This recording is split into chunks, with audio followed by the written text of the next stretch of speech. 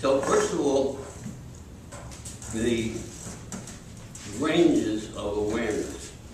So you take a nice deep breath and say, whoop, woof. And then when you open your eyes, people look a little different. You know, now that we're beginning to really, this was a black box, what they call a black box for years. No one had any idea. They just knew there was something important in there. So they made up stories as best they could. And Einstein has a wonderful little paragraph about making up stories about black boxes. He has this moment where he's imagining that a man finds a watch. He's never seen a watch before, and he doesn't know how to open it. But he looks at it and he sees that there's movement. And so he develops a theory of what's moving and how it moves. And he works on it. He sees the ratios of movement of the different hands. And he develops a theory of what kind of little machine is hidden in there. And Einstein's comment on it was, he's never sure, there's no way for him to be sure that his theory is correct. Even though it explains things, it may not actually be how it works. And he ends up saying that he'll never be able to compare his imaginings with the reality.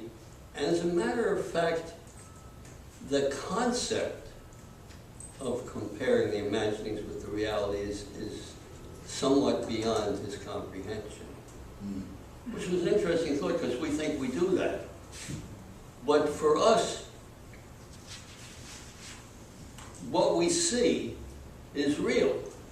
We think that is real. And we don't think to ourselves that is a projection of reality into our brain. We think that is it. You know? There you are. I know you. Now the truth of the matter is, I know the projection of you into my brain. There's a lot of you I don't know a damn thing about. But I forget that. And we forget that about everything that we're looking at. We forget that about everything that we read in the news. Those are all the projections. So, you begin to look into that, and it raises interesting questions. The most important one, which is the basis of the scientific method, is to be willing to live with doubt, to be willing to not know the answer. And the more nervous you get, the more you need to know the answer.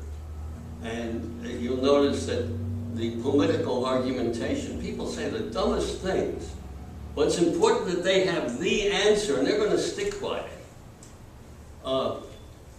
The Vedanta, the ancient philosophies of India, is the first scientific method, because they actually had that approach. As a matter of fact, in the earliest writings, there's stuff which says, I guess there's a God, but I'm not really sure. Maybe we should look into this. There's very few religious writings that will say things like that.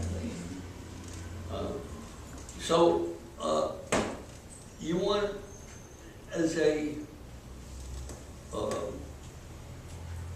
way of life, to keep checking and seeing, because you are, one of the great physicists said, it's important not to lie to yourself, and you're the easiest one to fool.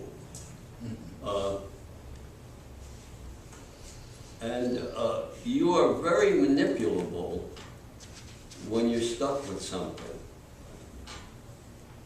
I can tell a key word and get you started.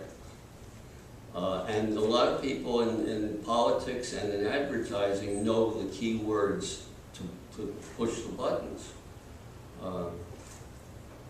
And to the extent that you self-observe, and you say, oh, I think my buttons just got pushed. Let's check that out.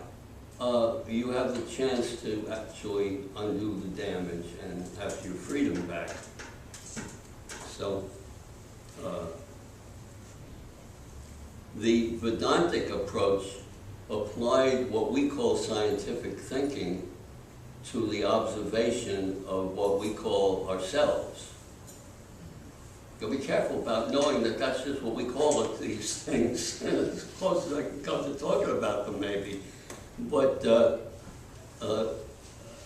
in India, when people had completed having children and taking care of various things in life, the men, it's a very patriarchal society, but the men would go off and go wander into the jungle and meditate and be curious to see what was beyond ordinary observation, what else could be discovered.